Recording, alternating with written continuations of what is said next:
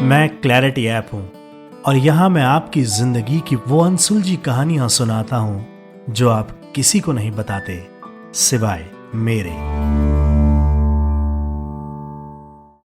कहते हैं दुनिया में अगर सबसे बड़ी ताकत कोई है तो वो परिवार है। परिवार एक ऐसा वृक्ष है जिसकी छाया से हर किसी को सुकून मिलता है। सोनल का परिवार भी कुछ ऐसा ही है। वो एक जॉइंट फैमिली में रहती है जहां उसके दादा दादी, पापा मम्मी और उसके चाचा जी की फैमिली रहती है। पूरा परिवार एक साथ खाना खाता है, टीवी देखता है और किसी फेस्टिवल पर तो सोनल के घर की रौनक बहुत ही लाजवाब होती है। बचपन से ही उसने फैमिली के साथ रहकर उसकी इंपॉर्टेंस समझी है। सोनल के दादाजी ने कई सालों पहले जो बिजनेस एस्टेब्लिश किया था, आज वो बहुत एक्सपेंड हो चुका है। सोसाइटी में उनकी फैमिली की बहुत रेपुटेशन थी और उनकी फैमिली के एग्जाम्पल्स दिए जाते थे।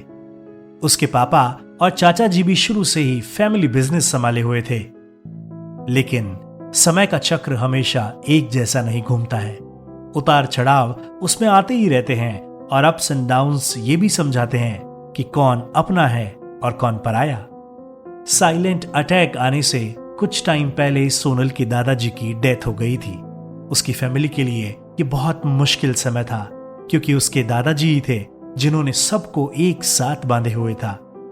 बिजनेस के कई सारे मैटर्स ऐसे थे जिन्हें सोनल के दादाजी ही हैंडल किया करते थे और अब उनके नहीं होने से सोनल के पापा और चाचा जी को कई तरह की प्रॉब्लम्स फेस करनी पड़ रही थी।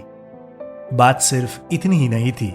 बिजनेस के इश्यूज को लेकर अक्सर उसके पापा और चाचा जी में तू मैं भी हो जाया करती थी। थोड़े ही दिनों में ये नोकझोंक लड़ाई झगड़े में बदल गई।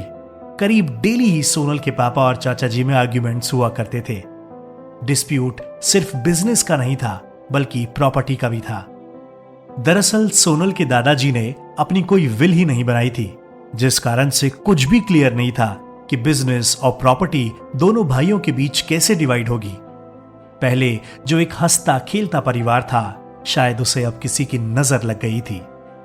नौबत यहां तक आ गई थी कि सोनल की मम्मी और चाची जी ने आपस में बात करना तक बंद कर दिया था।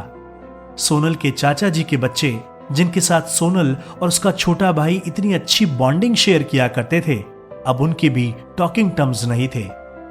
कभी कोई सपने में भी नहीं सोच सकता था कि वक्त ऐसा पलटेगा। घर की इस टेंशन के कारण सोनल की दादी जी की भी तबीयत खराब रहने लगी थी। उनके कई रिलेटिव्स ने बहुत बार ट्राई किया डिस्प्यूट सॉल्व करने का, लेकिन कोई सॉल्यूशन नहीं निकला। दिन ब दिन टेंशन बढ़ती जा रही थी और एक दिन ऐसा आया जिसकी कभी किसी ने कल्पना भी नहीं करी थी। रोज के इन झगड़ों से परेशान होकर एक दिन सोनल के चाचा जी ने सुसाइड कमिट कर लिया। उसके पूरे परिवार के जैसे पैरों तले जमीन खिसक गई।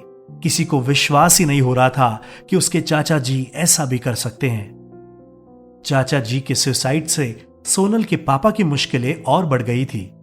उसकी चाची जी और कजन्स ने सोनल के पापा के अगेंस्ट पुलिस कंप्लेंट फाइल करी और उन्हें ही अपने छोटे भाई के सुसाइड का जिम्मेदार ठहराया।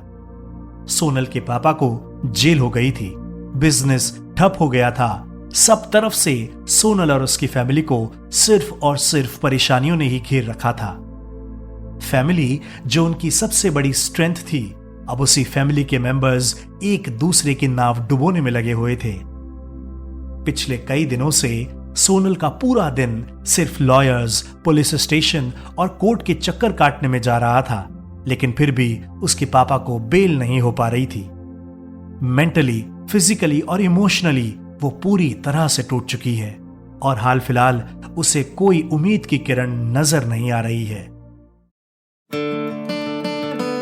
सोनल अब क्लैरिटी ऐप पर बात कर रही है और हर रोज बेटर फील कर रही है। तकलीफ, समस्याएं, परेशानियां सबके साथ होती है, लेकिन बात करके इन्हें दूर और दिल को हल्का किया जा सकता है। अगर आप भी अपनी जिंदगी में किसी परेशानी में उलझे हुए हैं तो मुझे बताइए। यकीन मानिए आप बेहतर महसूस करेंगे। बताने के लिए क्लैरिटी ऐप प्ले स्टोर या ऐप स्टोर से डाउनलोड करें। मैं जल्द ही आपसे एक नई कहानी के साथ मिलूंगा।